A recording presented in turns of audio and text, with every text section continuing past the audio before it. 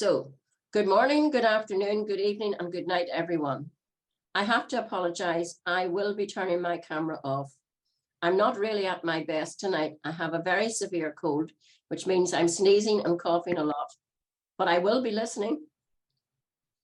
So thank you for coming to this important webinar. We will see tonight some of the work that is going on across the world by Soroptimists in order to improve the lives of women and girls. Education is a basic fundamental human right, which assists to raise men and women, boys and girls out of poverty, level inequalities, and ensure sustainable development. Yet millions of people worldwide continue to be excluded from education for many reasons. This may include sex, gender orientation, ethnic or social origin, language, religion, nationality, and economic conditions such as conflicts or war, the current economic crisis, the climate crisis, or indeed the ability of the person themselves. Today, according to UNESCO, some 244 million children and youth are out of school. 771 million adults are illiterate, and the right to education is being violated. There is a crisis in foundational learning, literacy, and numeracy skills among young learners. 617 million children and adolescents cannot read and do basic maths. Less than 40% of girls in sub-Saharan Africa complete lower secondary school, and some 4 million children and youth refugees are out of school. Around the world, young people are being denied their chance to shape the world, and girls are being hit the hardest. When a girl is forced out of school, it threatens more than just her education. It puts her at greatest risk of violence, forced marriage, and poverty. Their right to education is being violated, and it is unacceptable. It's time to transform education, and it is only by equipping youth for the future that we can transform the future. Remember back to when you were at school. Education gave you opportunities from a young age, not only to dream and aspire, but to believe wholeheartedly that your aspirations were within reach. Today, the 24th of January, 2023, is the 5th International Day of Education, and the theme is to invest in people, prioritize education. UNESCO is calling for better education in order to accelerate progress towards all of the Sustainable Development Goals. We have the opportunity to join them, to uplift our voices and to inspire world leaders to take action for their right to learn. Together, Soroptimists can ensure a future where every girl has the freedom to achieve her dreams. Last month, December 2022, on International Human Rights Day, our webinar, Opening Days to Human Rights, showed us what has been achieved by the projects within the SI Presence Appeal, Opening Doors to a Bright Future. Today, we are joining the 5 Federation presidents to explore and present the valuable programs and projects taking place across the world, dedicated to transforming lives through education. I am indebted to the staff at Soroptimist International, who are all here this evening and helping me to run this webinar. Deborah, Martina, and Joe, may I say thank you to you. Ladies, and if there are gentlemen, please sit back, enjoy, and feel proud of what you are doing to help women and girls across the globe. And we're going to start with the presentation from Soroptimist International Africa Federation.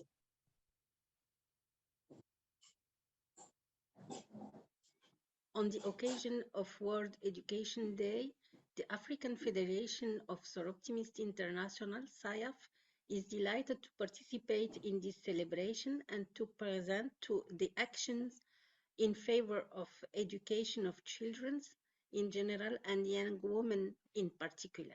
The African Federation of Soroptimist International is born on 2020. It's currently comprised 5 regions, as shown in this map, and SI exists in 23 countries and with 104 clubs and more than 2,000 clubs members. So in this presentation, I I'll present a fan of project led by our African Soroptimist sister in different parts of Africa.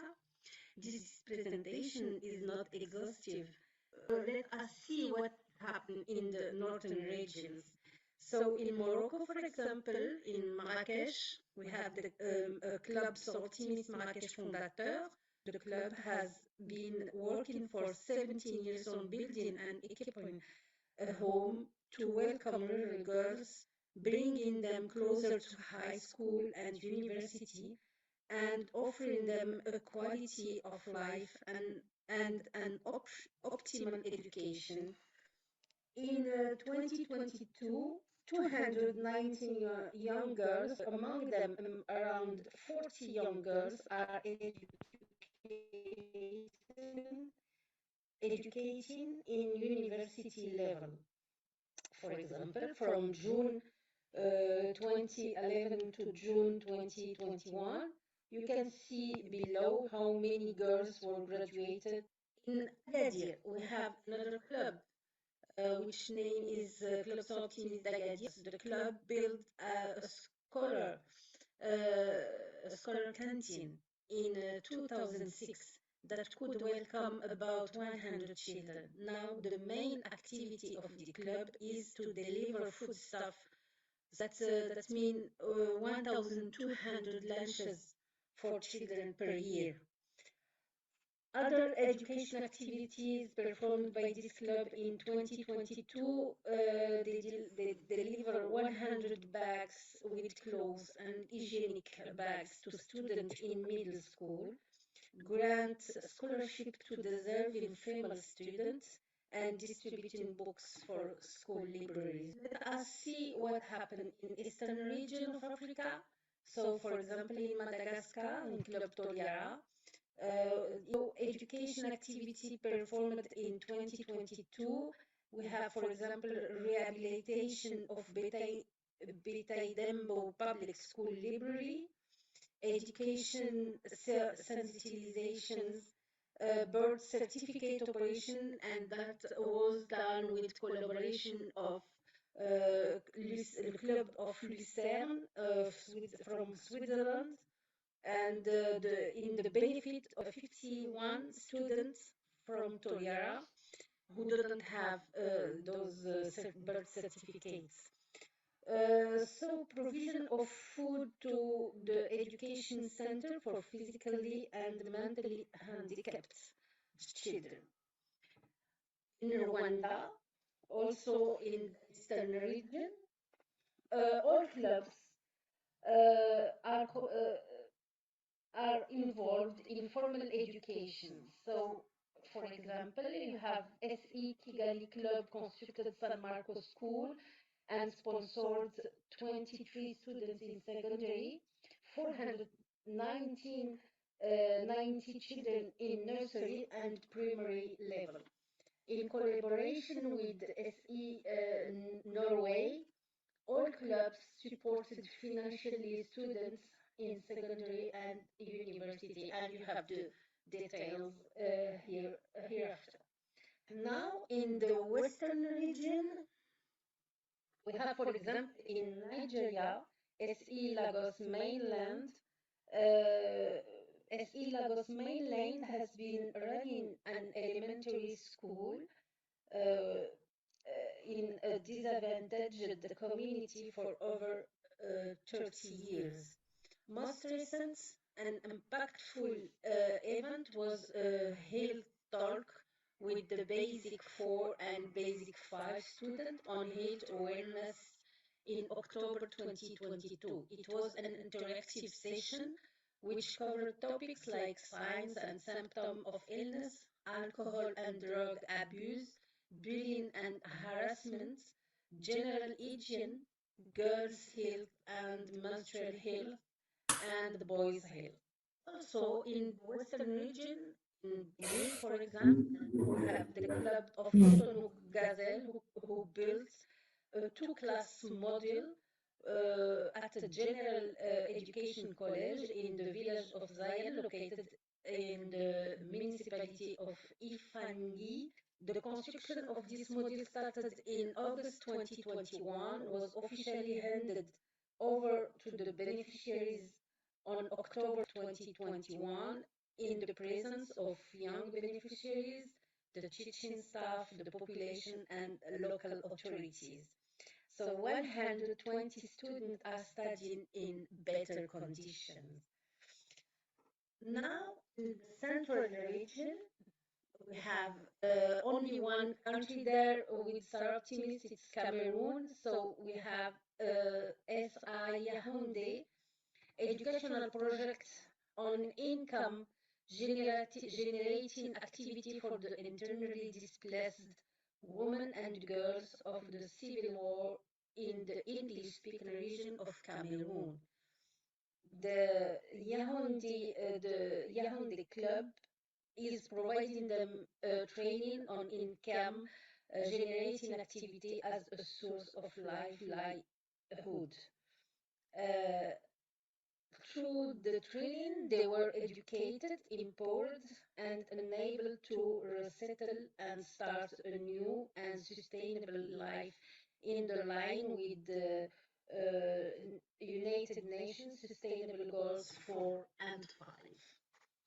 The educational program has provided to women and girls with hope, dignity, and self-esteem, coupled with the psychological therapy they received to better reinstate them in society. Now we can see what happened in South Africa. We have 6 clubs in South Africa, and this is the example from Club Cape of Good Hope. Work with the Intiatiambo, yes, is with Teen Mom organization.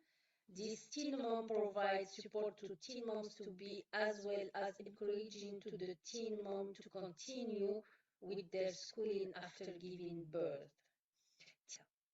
The teen moms are supported during their clinic visits, as well as being given general support in caring for themselves and their babies. Focus is also placed on restoring support from their families. Danger of early pregnancy talks are given to primary and high school girls. The club assists with funding for a multitude of requirements, for example, transport to and from the clinics, the cost of snacks during their clinics visits, material required for the monthly Teen Mom Day program. So this is an idea of what happened in Africa. Thank you for your attention. We're now going to have the presentation from Soroptimist International of the Americas. Hello, I'm Soroptimist International of the Americas President Stephanie Smith, and I am so excited to be here today to share with you about our Dream It Be It program and how it increases access to education. I've been personally involved in my club's program since the beginning, and I've witnessed the difference that it makes. You know, SIA just turned 100 years old in 2021. And as an organization, we have been committed to women and girls education since the very beginning. For those who may not be familiar, SIA is a global volunteer organization that provides women and girls with access to the education and training they need to achieve economic empowerment. We operate in many countries and territories throughout North America, South America, and the Pacific Rim. SIA developed Dream It Be It after years of research, including surveys, focus groups, and secondary research. This research was crucial to understanding what girls needed to secure a successful future and what Soroptimist could provide. Dream It Be It provides girls with the tools they need to achieve their education and career goals, empowering them to create their own empowered path. Through a 7-session curriculum, we provide girls with information about career opportunities, setting and achieving goals, overcoming obstacles to success, and moving forward after setbacks or failures. Although all girls face barriers because of their gender, we prioritize working with girls who have additional obstacles, including poverty, unstable home lives, living in foster care, or teen pregnancy and parenting. Soroptimist clubs work in partnership with girls in small groups or a conference setting to provide them with the information, resources, and mentoring they want and need to be successful. In the past year alone, more than 11,000 girls participated in a local Dream It Be It program in 14 countries around the world. And this brings our cumulative total to more than 98,000 girls who have received support, encouragement, and guidance from women in their community since the program launched. Dream It Be It has also had impressive outcomes for our participants. 88% feel more confident about their future success. 88% created achievable goals for their future. And 87% now have new tools to help them overcome obstacles to their success. These outcomes speak to the impact that our clubs are having on girls and their futures in their local communities. Our strong outcomes also motivate us to serve more girls every year through this program, as our research has found that 10 million girls living in the countries and territories where we operate could benefit from Dream It Be It. We encourage our clubs to focus their impact on the girls who need it the most, who are facing additional barriers besides their gender. Dream It Be It was developed to serve girls facing these kinds of challenges and helps them to build their confidence, their knowledge, and skills to handle their futures.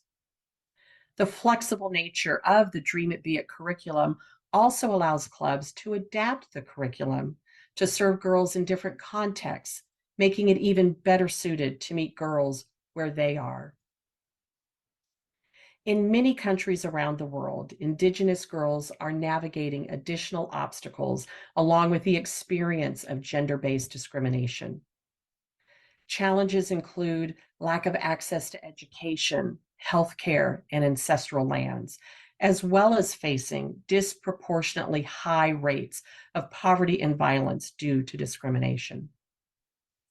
Soroptimist International of Terranol in Panama has worked with the Ngabe indigenous community for the last few years through the Dream It Be It program. Many of the girls are experiencing extreme poverty and are often unable to attend school due to the remoteness of their community. In addition to the 7 sessions of the curriculum, Soroptimist International of Terranol showed girls how to craft, sew, and sell hair accessories so that they could generate income. One former participant from the program is a great example for how Dream It Be It can inspire girls to tap into their inherent skills and values to help them in their careers and their community. Adorka is a past Dream It Be It participant from 2018 who was instrumental in supporting more recent workshops and encouraging new participants. Adorka went on to receive a Soroptimist Live Your Dream Award, and with her cash award, she bought herself fabric and a sewing machine so that she could engage in entrepreneurship to better support her education. She then taught other girls how to sew dresses, and now the girls also make and sell dresses, providing access to their own income. These inspiring young women work to educate themselves, to improve the quality of life for themselves and their families, and to better their community. Dream It Be It gives them the tools they need to do just that. Clubs throughout SIA use the transformative power of Dream It Be It to positively impact girls facing obstacles in their community and to help build their skills so that they can achieve their education and career goals. Crucial to their success is relationships. relationships with the girls as mentors, and relationships with their local communities as partners in helping girls thrive. With our big goal to invest in the dreams of 500,000 women and girls through access to education by 2031, we can't wait to see how our clubs continue to innovate and adapt. That's wonderful. Thank you, SI America. We will now move on to the presentation from SI Europe.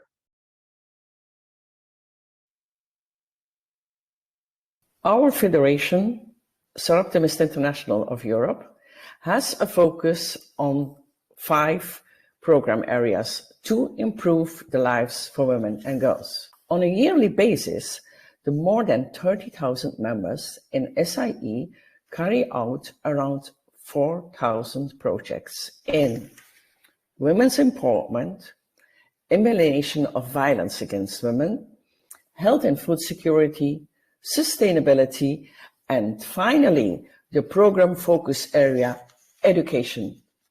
Scholarship and grants are the core. And now we see them connected to 1 or 2 of SIE program areas. Below, you see 2 different projects connected to education. These 2 projects have been part of the Best Practice Award and are winner in the 2022 year's edition. The diversity in setting up projects in SIE is a strength, and the trend is connecting an educational part into them, which once more highlight the importance of educate, empower, and enable. Leadership academies and mentoring projects go hand in hand to empower young professional women to advance in their careers, both promoting female leadership and entrepreneurship. For mentoring, we have developed a concept that can easily be adapted by all clubs. SIE is a role model by coordinating an SIE Leadership Academy together with 1 or more unions. It is a whole week of classes for young professional women from all over Europe. Thank you. And now we're turning in to present the 2 projects that were part of the Best Practice Award 2022. It is well known that women often return to their abusive partners due to economic dependence. Education reduces the chances of that, especially when it shows them with a future job and career in mind. It also gives women more self-confidence and sets a good example for their children. Knowing this, the Soroptimists in the Netherlands, the Club Almere, stepped up with their own project to help women in women's shelter become more autonomous and economically independent through education. To do so, they started by formulating admission criteria and contracts and organizing selection interviews to determine educational needs and competences. Once the selection process was complete, the next step was to choose targeted and realistic education programs together with each candidate.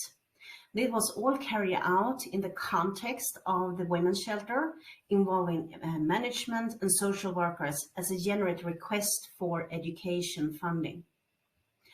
As part of the project, laptops and software were purchased and installed for the women to use, and the women received support and follow-up also from the club members while they were participating in the program.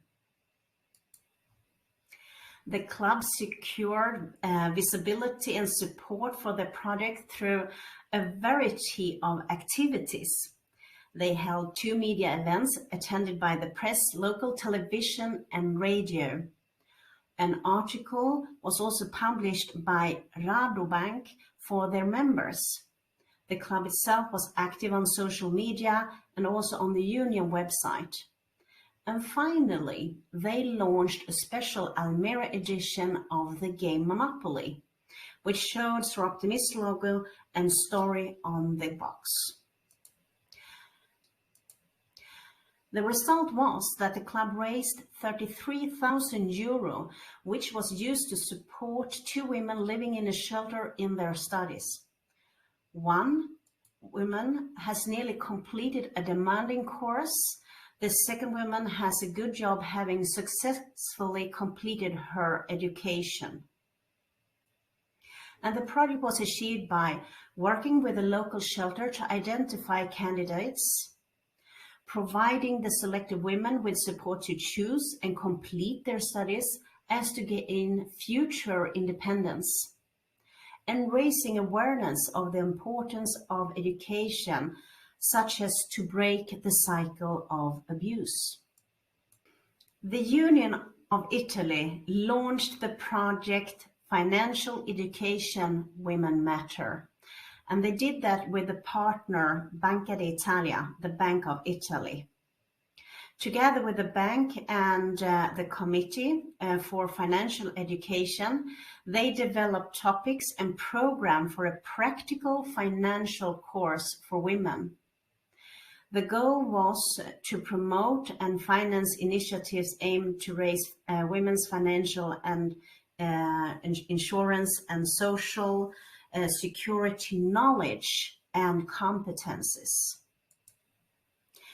The project started in October 2020, where 300 Soroptimist members attended an online training course for financial literacy educators held by the bank. Everyone taking part had been selected to become a future financial educator, destined to teach a vulnerable female population in their region. Clubs approached potential partners and contacted non-profit associations to identify women in vulnerable situations and offer them a financial literacy course. They worked with the municipal institution, banks, libraries, schools, and university locally to find suitable places for the classes. But of course, due to COVID, the courses were also held online. The project achieved by partnering with a key institution with expertise in the subject, a large-scale training of Soroptimist members who could be then the trainer, and also really working together with local organizations to secure location and also other facilities. In total, 42 courses were held to improve financial literacy. The project was a success with 3,000 women learning about finance, including female migrants, victims of violence, victims of trafficking, and elderly and jobless women. The outbreak of the war in Ukraine has put education in the spotlight. Women and children have been fleeing. The men are still in the country. One country receiving many refugees is Poland. In May 2022, around 3.5 million refugees came to the country. As an effect, the school systems haven't been able to handle the situation. The civil society has played a major role, and the Soroptimist members are running language courses, including printing books throughout the whole country. In addition to other efforts, such as emergency kits, supporting women at hospitals, giving possibility to meet psychologists. For every euro donated, we try to install a multiplicator effect by local Soroptimists. Together, we are stronger and reaching more people, gaining visibility as an organization, and be recognized and supported.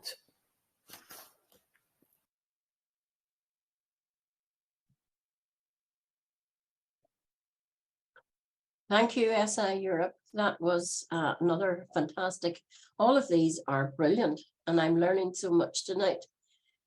Could we now have the presentation from Soroptimist International, Great Britain and Ireland? Thank you. The focus of Soroptimist International Great Britain Islands project is science, technology, engineering and maths, STEM power.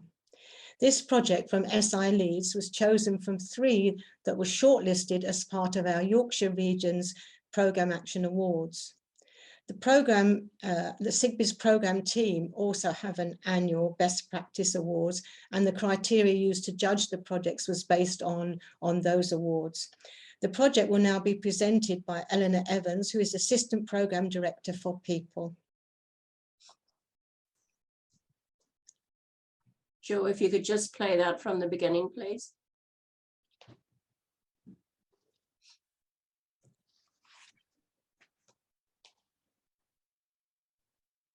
So, how did it all start? Well, SI Leeds are already offering financial support to young women studying STEM subjects at universities in the city. As this quote shows, they recognised the wider benefits that being selected for the bursary gave to the students. The club wanted to build on this initiative. The club wanted to target younger girls who still have decisions to make about their subject choices. One of the club's members chairs the board of a local schools trust and the board of a primary school. These good connections led to the club discussing ideas about a partnership which would give the girls more insight into STEM options. They thought about which STEM disciplines have less female representation and wanted to focus on these where possible. They wanted to make sure that students were exposed to women already working in STEM, and so the concept of a STEM immersion day was formed. There were many elements of the plan that needed to come together. The club used their contacts and called in lots of favours to make it all happen. The partnership with the Schools Trust was at the heart of this. The Trust runs 1 primary and 3 high schools. It was agreed that all 50 girls aged 8 to 10 would take part. The Trust also has an established Empower programme for 50 girls across the 3 high schools. This group of 14 to 16-year-olds are expected to benefit from exposure to extra opportunities. The programme didn't include a STEM element, but it did have a leadership module, so options for combining both were explored. The club contacted local businesses who were willing to take part on the day. They planned the programme for the day and designed competitions for after the event. Many local businesses supported the day, with a wide range of careers option represented, including IT, building and construction, biodiversity, chartered engineering, farming and research. The morning started with an introduction to the day and a talk from an inspirational woman working in STEM. The primary and high school girls were then split into different rooms, and each age group was split into groups of 10 girls. These groups then circulated around the room, spending time with 5 women working in different STEM roles, a bit like a speed dating format. Each of the women taking part had designed an interactive activity related to their job, which they explored with each group of girls. The activities included testing the properties of materials, trying out a virtual reality bomb disposal challenge, examining insect life in a water sample, exploring the challenges faced by farmers, a Lego house building challenge, and creating jewellery items. This hands-on approach meant that the girls really engaged with each of the women they met with, as well as making it fun. It also created an informal atmosphere for the girls to ask their own questions. A couple of the women hadn't had much contact with these age groups before, and they got as much out of it as the girls themselves. The main focus of the afternoon was a series of workshops which had been planned and prepared by the high school girls, who then delivered them to the younger girls. So, as well as developing their own understanding of STEM subjects, the high school girls received accreditation in the leadership element of their Empower programme.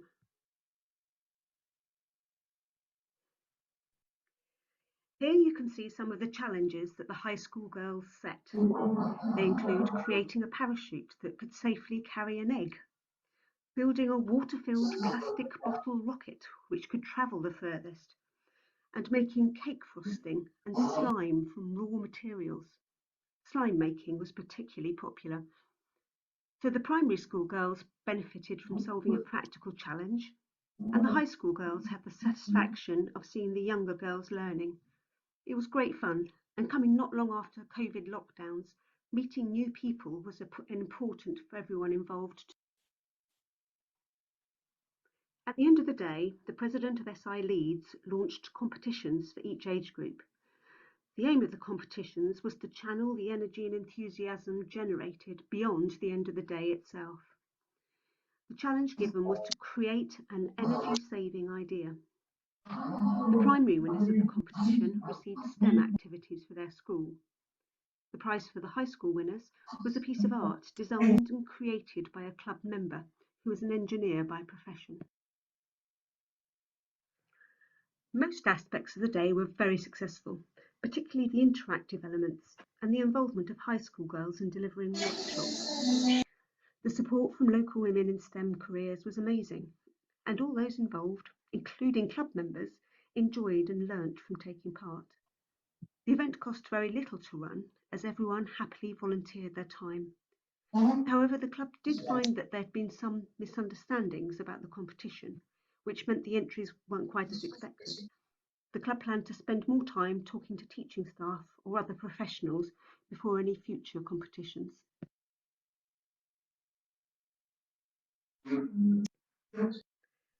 SI Leeds are already well into planning for their second annual STEM event, which will take place in April this year. They're looking to grow the project in future by finding external funding sources so that they can do more and reach more girls. They're taking the best from last year's event and learning from the experiences of other clubs so that they can leave a lasting legacy which the girls will remember when making their future career choices.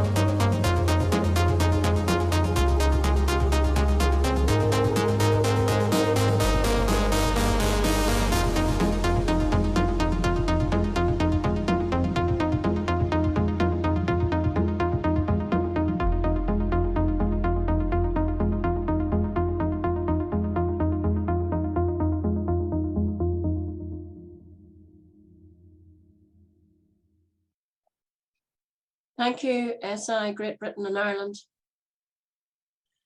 And now it's last but not least, Soroptimist International of Southeast Asia Pacific.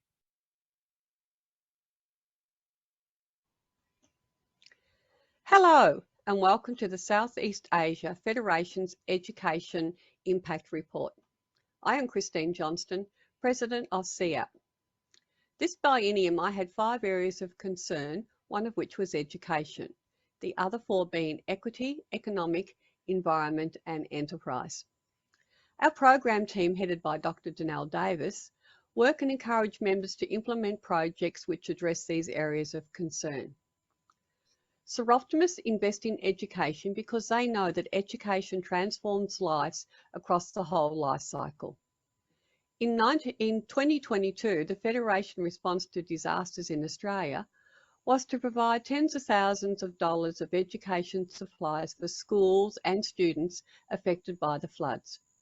SI Bangkok have for the past 3 years provided funding to enable a school to remain open. There are many quality projects with education as their main priority theme. And today we would like to showcase SI Damansara and their Building Bridges Beyond Border project. This project, which demonstrates our ethos of education as a fundamental right for all, providing equity and inclusion, and how partnering with others strengthens the work we deliver. But first of all, I'd like to introduce to you our three panelists for today's discussion.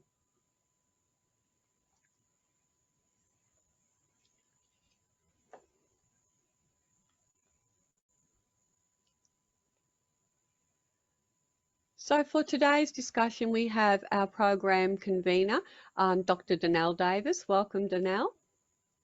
Our assistant program convener 1, Cesarina Giganti. Welcome, Cesarina. And our assistant program convener 2, Sarada Narayan. Welcome, Sarada. All right, Sarada is going to lead us off with today's session.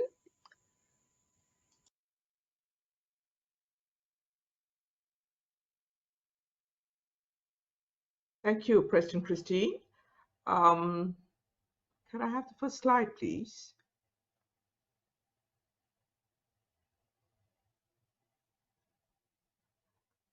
Building Bridges Beyond Borders is an educational collaboration between SI Damansara in Malaysia and Just Volunteers, a non-profit in UK. It has been running for the past 10 years, and we work closely with several universities, both locally and in UK, to service 5 refugee schools, all shown at the top of this chart, and 2 other local centers. Next, please. This program sprang out of a need within the refugee community in Malaysia. Based on UNHCR, there are 181,000 refugees and asylum seekers in Malaysia. I beg your pardon, asylum seekers. 85% are from Myanmar, including 103,000 Rohingyas. The rest are from 50 other countries, including Pakistan, Afghanistan, and Syria. 45,650 of these are children below the age of 18 who deserve an education. Unfortunately, Malaysia is not a signatory to the 1951 UN Refugee Convention, and these children do not have access to formal educational opportunities. During the COVID-19 lockdown, the Building Bridges project was conducted online, but with reopening of borders, we have transitioned back to face-to-face teaching while maintaining online classes in some centers. Next, please. What did we do to address these problems? The program was launched in 2011, and we worked very closely with our partner in UK, Just Volunteers. We bring in and place enthusiastic, reliable, and dedicated university students to serve as volunteer teachers and mentors in our partner homes, including MRCLC, a refugee center, Rumah Aman, a local orphanage, and Agape Home, a home for indigenous children. Following an agreement with Bath University in 2019, their students now earn credits for this placement. International students have also been sourced from the University of Durham, as well as Oxford, Cambridge, and other universities in France, Germany, US, and Spain. In addition, we also recruit local university students from Sunway, Monash, and International Islamic University in Malaysia. Next, please. I'm very proud to say that over the past 10 years, we have impacted 1,500 children from marginalized and underprivileged communities and improved their command of spoken and written English. They've improved in self-confidence, and several refugee students who were relocated to the US have successfully graduated from high school and are now gainfully employed. In addition, 28 young women volunteers were recruited and placed in 2022, and they have equally benefited from this experience, learned about a different culture, and developed leadership skills, which they describe as life-changing and fulfilling. Next, please. Corporate sponsorship has allowed us to take this program to a different level, and SI Damansara has won the Best Practice Award for Building Bridges Beyond Borders twice since 2018. This picture shows volunteers interacting with the children in refugee schools, and the one on the right shows the online program. Next, please. This picture shows our happy graduates in the USA. What other testimony do we need? Thank you for your attention.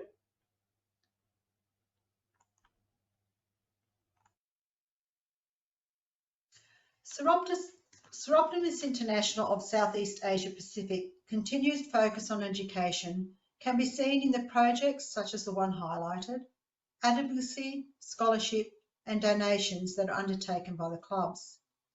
Clubs continue to deliver their education-based projects and activities during COVID-19. That is not to say that other projects do not have an educational component. As we look at some of the data, please note that the 2022 figures are incomplete as reports are still being processed. Next slide. One way the Federation focuses on education for women and girls is through the scholarship program. This includes education scholarships, bursaries and grants that assist women and girls at the primary, secondary, tertiary and vocational levels of education. Secondary and tertiary level awards form the main component of the scholarship program, as can be seen in the graph. There are growing numbers of awards given to Indigenous women and girls across the Federation. The scholarship program can assist students with fees, tuition and educational supplies. They can be given on merit, financial hardship or on needs identified by their clubs in their area. Next slide, please. This slide denotes the amount of funds that have been attributed to projects and donations in the last few years with the education as the key focus. We also have some advocacy projects, and although the number of reports continue to grow, the main focus is not necessarily in education. However, many of our advocacy activities have an education component related to the awareness raising and providing information to the public and our members on issues such as the environment, refugees and the elimination of violence, which then can be used to enable further advocacy work. Thank you. Davis. I'm the Director for Program for Southeast Asia Pacific with our team. From the previous speakers, we realise that there's a big issue.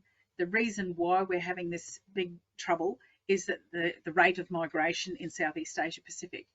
If we look at this first risk report, which is the maps that you have there, the first risk report shows us climate change, and the second one shows us the impacts and the difference made when we look at vulnerability and the ability of humans to change the situations that they're in. And this is all based on education. It also shows us why we have such great migration in our area. Next slide, please. The 2021 and 2022 results of the amount of increase on migration, Asia is only surpassed very slightly by Europe. So the extent, the increase in the rate of migration is significant, going from just under 50 million to 85 million just in that short time. So next slide, please. Now, the reasons for migration.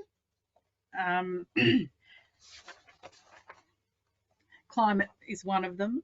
Disaster, displacement from earthquakes is another. Freedom from COVID is another. Political unrest and economic need for paid work is the reason people migrate. And there's a significant rise, as you can see. Now, the issue is when we have refugees, they're often exploited. In our federation, there's a 10%, which is conservatively calculated, rise in modern slavery and sex trafficking after COVID, despite it being very bad before. Women and girls make up over half this, and 65% of the slavery numbers relate to sexploitation, forced labour and domestic and industrial work with children as young as 10. So our young yet refugee women and girls are at the highest risk because without an education, they are easy pickings for illegal human trade. Some good news. Education is the crucial tool in the toolkit to give women, children and refugees more options for life. SDG 4 is about lifelong learning, formal education that begins with children's opportunities, girls continuing in education, and refugees gaining literacy as adults.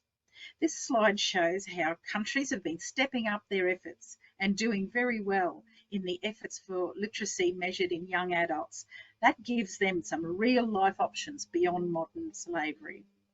Education is a pathway for empowerment and choice as an informed citizen or as a highly skilled worker, as an entrepreneur or advocate, or even an ethical politician when they get older. Community education underpins social cohesion and resilience capacities in adverse situations like conflict, disasters, and disease. So ensuring girls and women have a chance to be educated in basic, intermediate, or advanced skills and knowledge is the wisest long-term investment. Furthermore, girls are the key for doubling the GDP for whole countries and when women assume gender equal futures. Next slide, please. How wonderful, look at that. This image just shows some of the projects that we've got across our region and ensures that women is the key, education is the key to end poverty for a girl, a woman, a family, and a community and a country. The wise long-term investment that Sarada was talking about. Educating females is the quickest path to economic security. So thank you everywhere. Thank you, Soroptimists everywhere, for all that you do in this area of education. And that brings me to a thank you for our panel today. Our wonderful president, Christine Johnson, thank you. Sarada Naranyan, I'll get it right, and Cesarina Gigenti. So thank you. I think tonight has very clearly demonstrated the work that is being carried out across the globe, the range and the impacts that education on children and women can have. And that is why it is so important for you to demonstrate all of this on your program focus report forms or whatever way you report your programs to your federation. I think you need to actually decide why you carried out the project. What was the reason that made you do it? Was it not there in the first place, or the reasons why? Where did you carry out the project? Is it in deprived areas, and how did you know this? You know, are there reports out there? And we need to know those, because those are the things that the member states ask the UN representatives when they go to discuss your projects with them. They want to know the finer details. So I urge you to include as much data as you can in your reports. I want to say a great thank you to President Dalila, President Stephanie, President Carolyn, President Kathy, President Christine, and to Lee and Donnell for taking part in this evening. We couldn't have done this without you ladies. This is how we are strong working together. And I think we should do so much more of this. And I look forward to working with you over the next, well, it's now 11 months because I'm on the downward track. So everybody, thank you so much for attending tonight. I hope you've enjoyed it. I can see all of the comments that are coming through on the chat box, and they all look really, really good. So that pleases me. I have to say a great thank you to Deborah, to Martina and Joe. It is so good to have our staff with us and helping us and supporting us. So may I bid you a good night and have a good night's sleep, because I am really going to try and have a good night's sleep tonight.